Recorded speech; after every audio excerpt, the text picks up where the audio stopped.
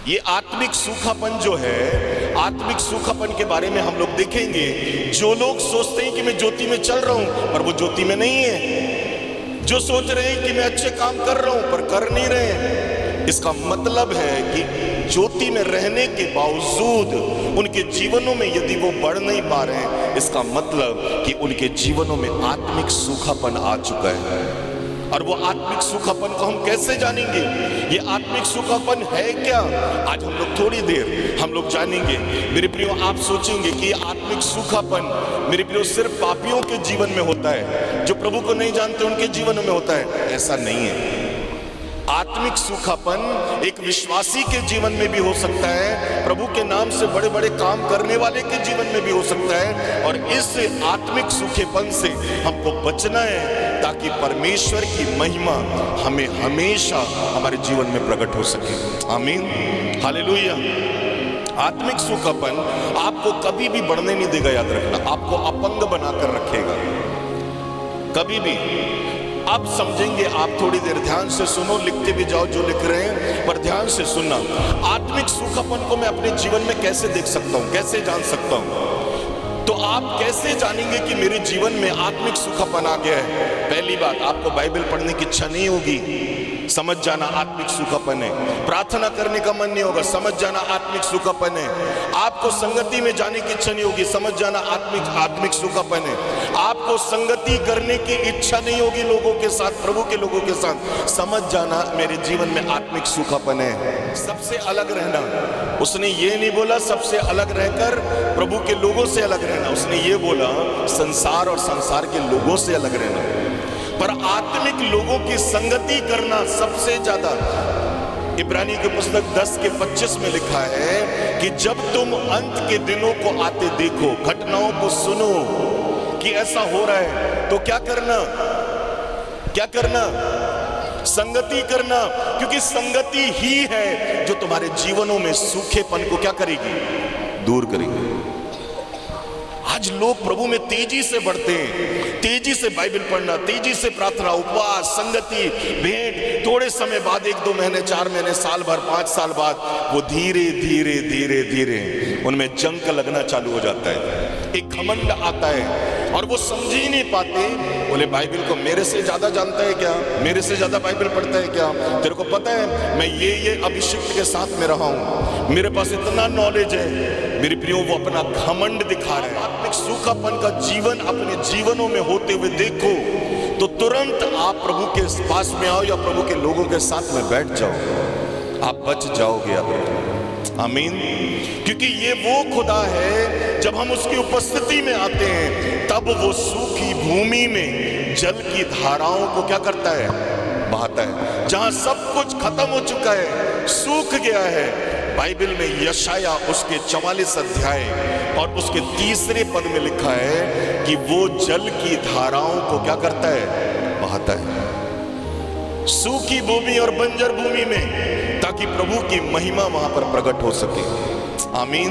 3 पद से मैं पढ़ रहा हूं। ढीले हाथों को दृढ़ करो और थरथराते हुए घुटनों को स्थिर करो। घबराने वालों से कहो हियाव बांधो, डरो मत, देखो तुम्हारा परमेश्वर बल देने और प्रतिफल देने को आ रहा है। हाँ, परमेश्वर आकर तुम्हारा क्या करेगा? उद्धार करेगा। तुम्हारी जो जीवन में सूखापन आ चुका था, तुम्हारे हाथ पैर जो थरथराते और कांपते थे, जहां तुम घुटने नहीं टेक सकते थे, हाथों को नहीं उठा सकते थे, अब वो समय आ गया है कि तुम हाथ उठाओगे और मिराकल होगा। घुटनों पर आओगे और प्रभु तुम्हारी प्रार्थना सुनेगा। तुम मुंह खोलोगे और तुम्हारे लिए सब बंद दरवाजे खोल जाएंगे। इसलिए क्योंकि तुम्हारे जीवन में पहले सूखापन था, परंतु अब जब प्रभु के साथ में आप संगति कर रहे हो तो हरियाली आपका हिस्सा है। आमीन, हालेलुया। आगे क्या कहता है? तब अंधों की आंखें खोली जाएंगी, लंगड़े चलेंगे, गूंगे बोलेंगे, मिराकल होगा। कब? जब आप अपने जीवनों में चेक करोगे, मैं सूखा मसीह जीवन जी रहा हूं या फिर हरियाली से भरा हुआ मसीह जीवन जी रहा हूं। याद रखना, जिसके अंदर फल होगा वो भागेगा, रुक नहीं सकता वो कभी भी, वो भागेगा। एक क्रिश्चियन, एक प्रभु का दास था जो कि स्पोर्ट्स में उसका बहुत इंटरेस्ट था। यूट्यूब पे आप यदि देखेंगे, माइकल स्पोर्ट्स में मैराथन दौड़ में वो दौड़ा करता था। उसने कहा कि मैं लोगों ने कहा कि जीवन में कभी तू दौड़ नहीं सकता, कभी तू बढ़ नहीं सकता।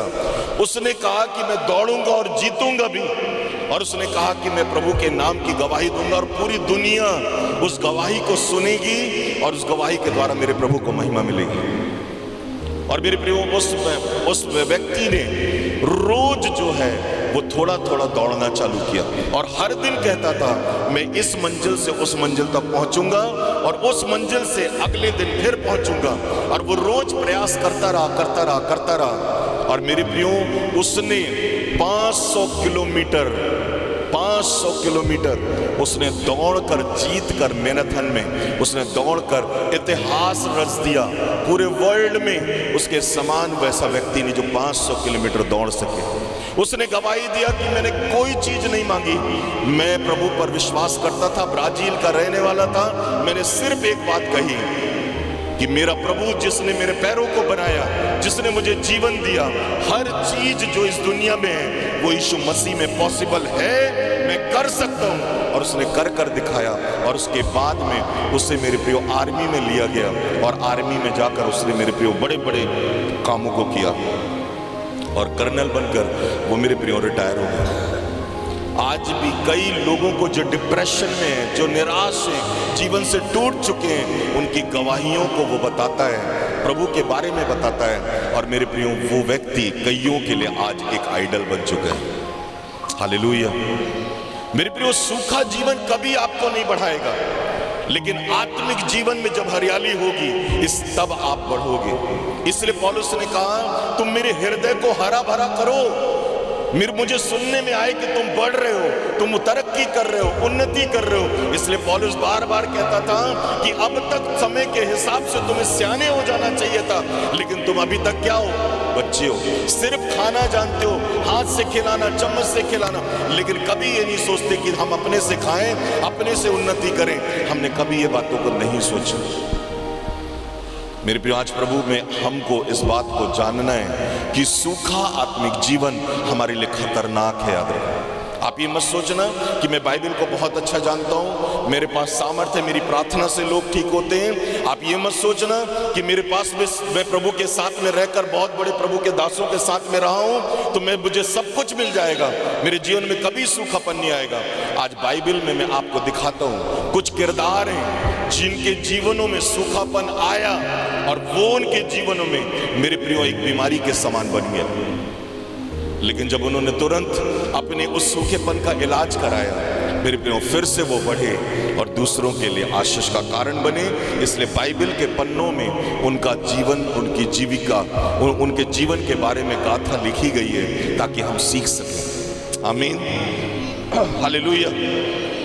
निकालो मेरे साथ में पहला राजा और उसका 19 अध्याय 4 पद। यहां पर एक व्यक्ति है जिसका नाम एलिया है।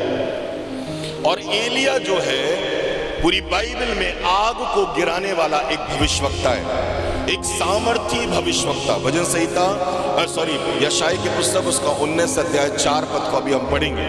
मेरे प्रियो, ये एलिया जो है बड़े मिराकल को करता था, अद्भुत महिमा को प्रकट करता था, बड़ी महिमा को दिखाने वाला एलिया था, प्रभु का सेवक था। लेकिन आपको पता है थोड़ी देर पहले एलिया ने स्वर्ग से आग गिराई थी। कहां से? उसने कई बाल देवताओं के लोगों को मारा था, वध किया था। और जैसे ही रानी इजबेल ने और आहाब ने कहा हम तुझे मारेंगे अब, क्योंकि तूने हमारे लोगों को मारा है, तो वो डर कर और भागता है। क्या लिखा देखो 4 पद में। ये कोई कम था क्या?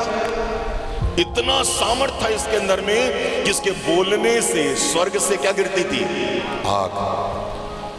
आप सोचेंगे मेरे पास में मिराकल है, मेरी प्रार्थना से लोग चंगे हो जाते हैं, मेरी प्रार्थना छूने से, कपड़ों से, बोलने से मेरे बड़े काम प्रकट होते हैं, पर फिर भी सूखापन आ सकता है। इस बात को याद रखो। यदि आप नम्र नहीं बने रहे, आपका भरोसा प्रभु पर ना रहे, तो याद रखना आपके जीवन में भी आत्मिक सूखापन आ सकता है। अगर एलिया के जीवन में डर उसके जीवन में जब आया तो उसने क्या मांगा? मौत को। अरे थोड़ी देर पहले वो वहां पर आग गिराने वाला भविष्यवक्ता था, लेकिन थोड़ी देर किसी ने उसको धमकी दी और क्या बोलता है, अब मैं मरना मेरे लिए अच्छा है। एक आत्मिक सूखापन एक अभिषिक्त के जीवन में जब आया, मेरे प्रिय, उसने अपनी मौत मांगनी चालू की। उसने कहा मेरा मर जाना अच्छा है। उसने कहा प्रभु मुझे मौत दे दे।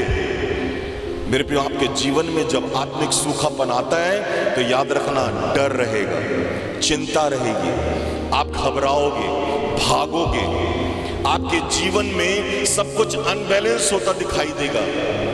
समझ जाना कि मेरे जीवन में आत्मिक सूखापन आ गया है और मुझे प्रभु के साथ में संगति करना है। हालेलुया। एक प्रभु का दास, मैं उसके बारे में पढ़ रहा था, पंजाब के एक प्रभु के दास थे। उनकी बहुत अच्छी मिनिस्ट्री चल रही थी, बहुत अच्छी मिनिस्ट्री थी और मिनिस्ट्री में वो बहुत अच्छी तरक्की कर रहे थे। लेकिन समय के साथ साथ जब उनकी कलीसिया बढ़ रही थी और बहुत बड़े बड़े मिराकल हो रहे थे, उन्होंने किसी गलत पंथ के लोगों के साथ में मिलकर उनके नियम को उन्होंने फॉलो करना चालू किया और वो समय आया कि उस कलीसिया में एक सूखापन आ गया। वो कलीसिया टूटने लगी, बिखरने लगी। पास्टर को समझ में नहीं आया कि गलती कहां से हो गई। उसका बेटा जो कि देहरादून में एक यूनिवर्सिटी में पढ़ाई कर रहा था, वो हमेशा अपने पापा का लाइव जो मीटिंग होता था उसको देखता था और जानकारी लेता था। उसने कहा पापा, कलीसिया में लोग कम क्यों हो रहे हैं? आप ये अलग प्रकार की टीचिंग क्यों दे रहे हो? आपके साथ में जितने भी पुराने लोग थे, वो लोग जो आत्मिक थे, वो लोग छोड़ कर क्यों भाग रहे हैं? तो उसने कहा बेटा, मैं तो कोई गलत काम नहीं कर रहा हूं। जो लोग हमारे साथ में 10-12 लोग जो जुड़े हुए हैं, वो लोग मुझे जो शिक्षा बताते हैं उन्हीं के हिसाब से मैं करता हूं और वही बताता हूं। और उसके कारण से क्या पता कलीसिया में क्या हो गया। उसके बेटे ने उससे कहा, मेरे पास में एक प्रभु का दास आया हुआ था, उसने कहा तेरे पिता के जहां कलीसिया में सेवकाई करते हैं, उस कलीसिया में सूखापन आ गया है, आत्मिक जीवन खत्म हो रहा है। उसने कहा ऐसा हो नहीं सकता, मेरे पास प्रभु का नॉलेज है, मेरे यहाँ पे चिन्ह चमत्कार होते हैं, मेरे यहाँ पे लोग आते हैं। उसने कहा नहीं पापा, ये नहीं है। तो उसके पिता से उसने पूछा कि पापा आप कितना देर प्रभु के साथ में बैठते हो? पहले आप इतना देर बैठा करते थे, परंतु आप सच बताओ कितना देर आप प्रभु के साथ में बैठते हो? तो उसने कहा ज्यादा से ज्यादा 3 घंटा, उससे ज्यादा नहीं। तो उसने कहा कि जो लोग आपके पास में आए हैं, जो 12 लोग हैं, उनके साथ आप कितना देर बैठते हो? उसने कहा 6 से 7 घंटा। तो उसने कहा कि पापा यहीं पर गड़बड़ी हो रही है, क्योंकि आप उनकी इच्छा से सेवकाई कर रहे हो, प्रभु की इच्छा से सेवकाई नहीं कर रहे हो। तुम उनकी मर्जी को बता रहे हो लोगों को, प्रभु की मर्जी को नहीं बता रहे हो लोगों को, इसलिए प्रॉब्लम है। आपको बाइबल का नॉलेज हो सकता है, आप बाइबल के लिए प्रचार कर सकते हो, आप बाइबल के संदेशों को ले सकते हो। आज तो बहुत आसान हो गया, बहुत आसान। आपको यदि पवित्र आत्मा के बारे में बताना है ना, तो आप गूगल में सर्च करो हॉली स्पिरिट, आपको पूरे पद लाइन से मिल जाएंगे, पूरे टॉपिक मिल जाएगा, सब कुछ मिल जाएगा। लेकिन उस वचन में अभिषेक कहां से लाओगे? वो मसा कहां से लाओगे? जब आप बोलते हो तो उसमें जो सामर्थ बहती है वो कहां से लाओगे? आज लोगों के पास ज्ञान की कमी नहीं है। अब आज दुनिया के नॉलेज ने हमको इतना ज्यादा हमको बढ़ा दिया है कि आज लोग बोलते हैं, आज हर दिन एक नया एक प्रीचर निकलता है, वचन का नॉलेज नहीं, बोले क्या करो, गूगल में डालो, गूगल बाबा तो है ही, तो वो निकालते हैं उसमें से और उसके बाद में वो प्रचार करते, लेकिन कोई फर्क नहीं पड़ता। मेरे प्रियो, आप इस बात को जानो, आपके पास नॉलेज हो सकता है, लेकिन मसा कहां से लाओगे?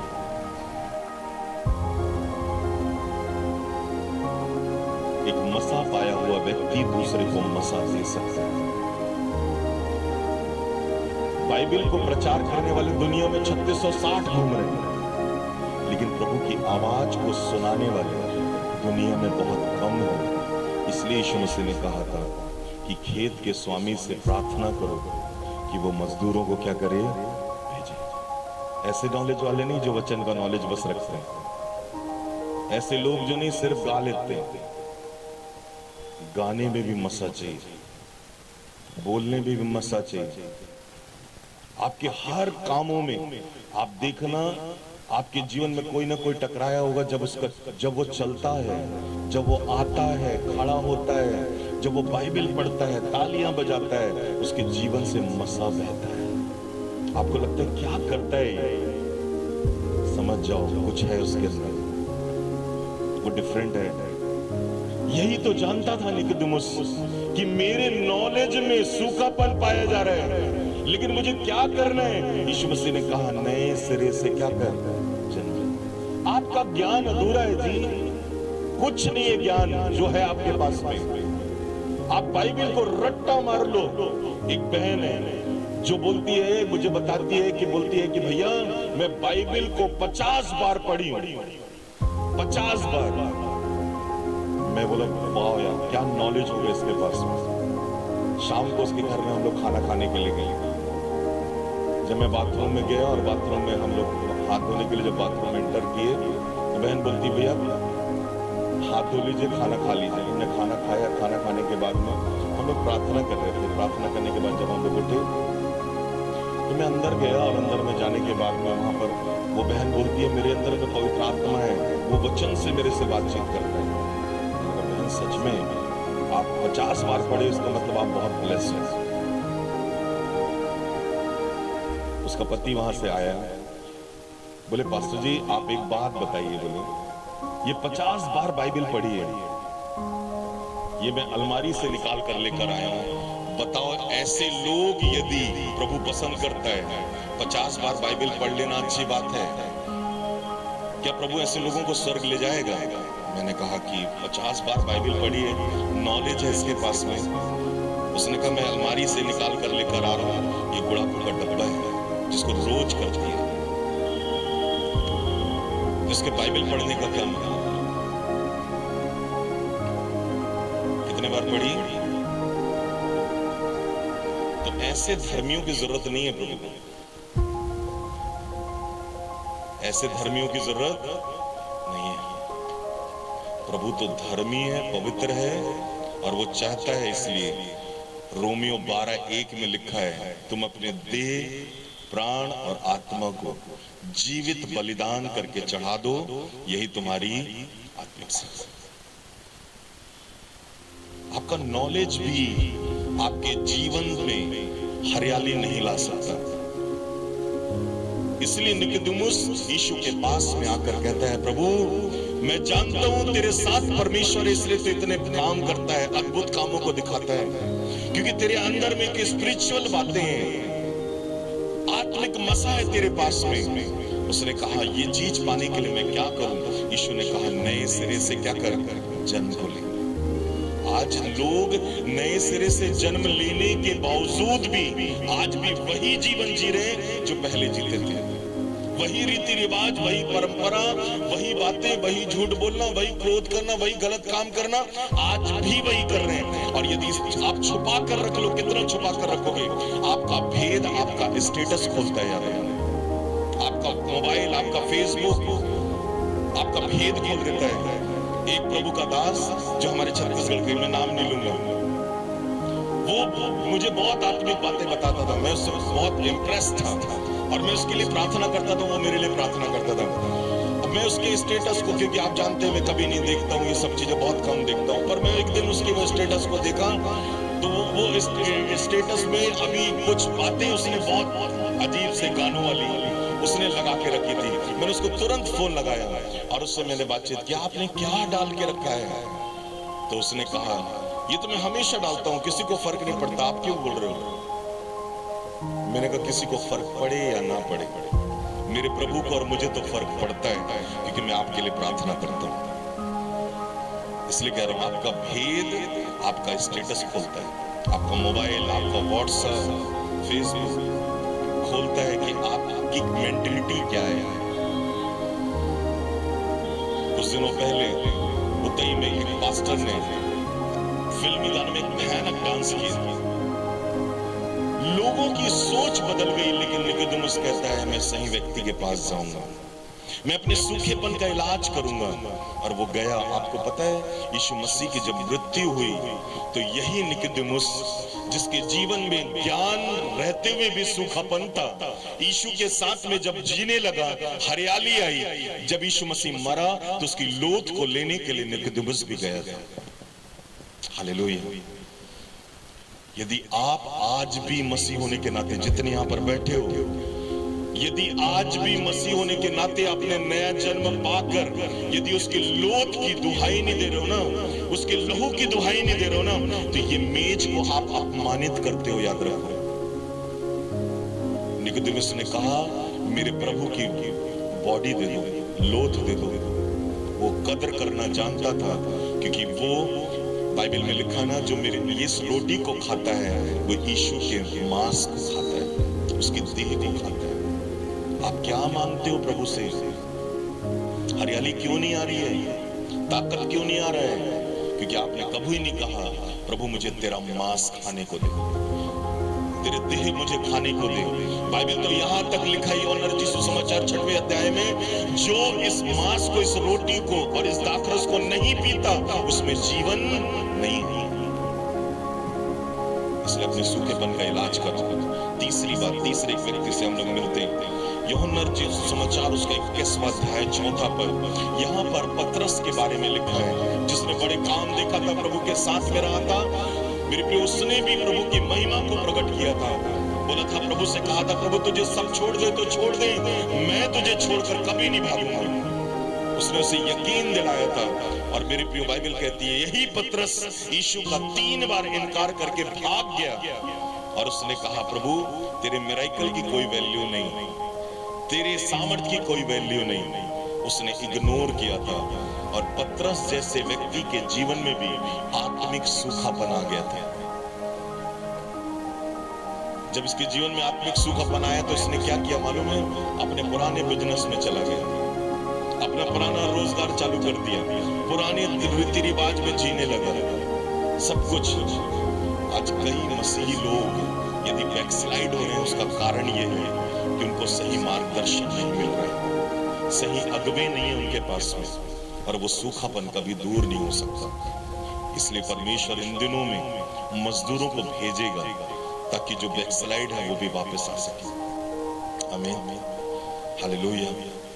इसलिए कभी अपने जीवन में घमंड मत करो कि मैं बहुत आत्मिक हूं, मेरे जीवन में कभी सूखापन नहीं आएगा। आ सकता है, नॉलेज है, आ सकता है। प्रभु के साथ में रहकर बहुत प्रार्थना दुआ की हो, आपके जीवन में भी सूखापन आ सकता है। जब इस जर्नी को प्रारंभ किया गया था, जब मैंने प्रारंभ किया था, हमारे साथ में बहुत से लोग थे, लेकिन आज कहां है मुझे खुद पता नहीं। मैं आपसे कह रहा हूं, आत्मिक सूखापन आ सकता है, उससे हमें बचना है। आमीन, हालेलुया। इसलिए प्रभु कभी भी सूखे पेड़ से कभी भी अपनी महिमा को प्रकट नहीं कर सकता। आपको फल लाना ज्यादा जरूरी है। इसलिए आज चेक करो, यदि बाइबल पढ़ने में आपको आलस आ रहा है, प्रार्थना करने में आलस आ रहा है, संगति करने में आलस आ रहा है, आप सब चीजों के लिए बहाने नहीं बनाते, प्रभु के लिए जरूर बहाने बनाएंगे। ये प्रमाण है। यदि ये आपके जीवन में हो रहा है तो समझ जाना कि मेरे जीवन में आत्मिक सूखापन है और उससे मुझे क्या करना है? दूर करना है। आमीन।